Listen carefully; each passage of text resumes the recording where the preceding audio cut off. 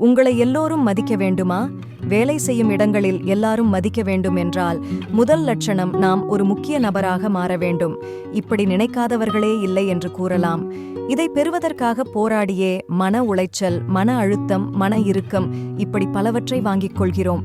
சிலர் மாங்கு என்று வேலை செய்வார்கள். பாஸிடம் நல்ல பெயர் இருக்காது. என்ன காரணம்?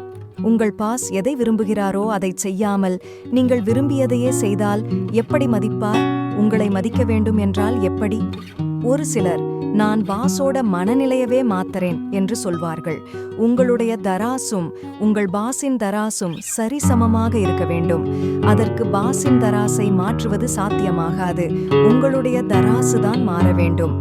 தொழிலில் நேர்மை, நடத்தையில் நாணயம், செயல்களில் நம்பிக்கை இம்மூன்றும் இருக்கும் ஒருவரை எந்த நிறுவனமும் முயன்றாலும் ஏமாற்ற முடியாது. பலருக்கு நீங்கள் ஒரு முன்னோடியாக இருக்க வேண்டும். பணியில் அனுபவத்தாலோ தகுதியினாலோ உங்களுக்கு பின்னால் இருப்பவர்களுக்கு ஏதாவது நல்லதைச் செய்ய வேண்டும். இது அறிவுக்கும் மனதிற்கும் இடையே நிகழும் போராட்டம்.